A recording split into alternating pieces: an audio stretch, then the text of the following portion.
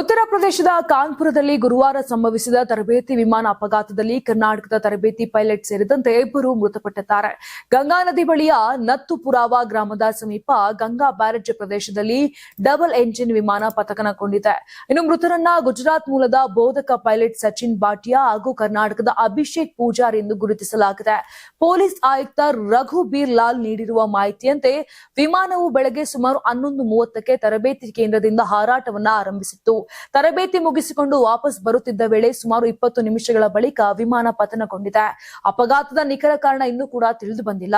ಇನ್ನು ಪತನಗೊಂಡ ಅವಳಿ ಎಂಜಿನ್ನ ಟೆಕ್ನಮ್ ವಿಮಾನವನ್ನ 2023ರಲ್ಲಿ ತರಬೇತಿ ಉದ್ದೇಶಕ್ಕಾಗಿ ಫ್ಲೈಟ್ ಟ್ರೈನಿಂಗ್ ಶಾಲೆಗೆ ತರಲಾಗಿತ್ತು.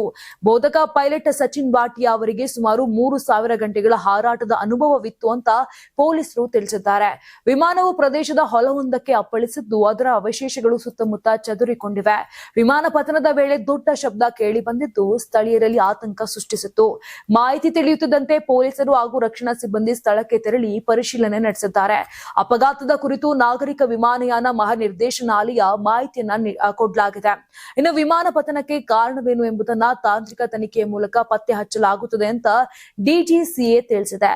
ತರಬೇತಿ ವಿಮಾನ ಅಪಘಾತ ಈ ವರ್ಷದ 3ನೇ ಘಟನೆ.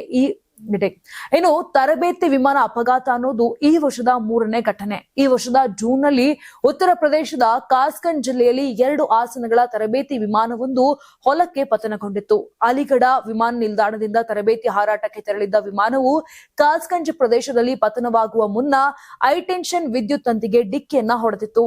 ಘಟನೆಯಲ್ಲಿ ಮಹಾರಾಷ್ಟ್ರ ಮೂಲದ ತರಬೇತಿ ಪೈಲಟ್ ಕೈನಾಥ್ ಖಾನ್ ಸಣ್ಣ ಪುಟ್ಟ ಗಾಯಗಳಿಂದ ಪಾರಾಗಿದ್ರು. ಪ್ರಾಥಮಿಕ ತನಿಖೆಯಲ್ಲಿ ವಿಮಾನದಲ್ಲಿ ತಾಂತ್ರಿಕ ದೋಷ ಕಾಣಿಸಿಕೊಂಡಿರುವ ಸಾಧ್ಯತೆ ವ್ಯಕ್ತವಾಗಿತ್ತು. ಇದಕ್ಕೂ ಮೊದಲು ಮೇ 13ರಂದು ಮಹಾರಾಷ್ಟ್ರದ ಬಾರಾಮತಿಯಲ್ಲಿ ರೆಡ್ ಬರ್ಡ್ ಫ್ಲೈಟ್ ಟ್ರೈನಿಂಗ್ ಅಕಾಡೆಮಿಗೆ ಸೇರಿದ ತರಬೇತಿ ವಿಮಾನ ಲ್ಯಾಂಡಿಂಗ್ ವೇಳೆ ಕಂಬಕ್ಕೆ ಡಿಕ್ಕಿ ಹೊಡೆದು ತುರ್ತು ರೀತಿಯಲ್ಲಿ ಇಳಿದಿತ್ತು.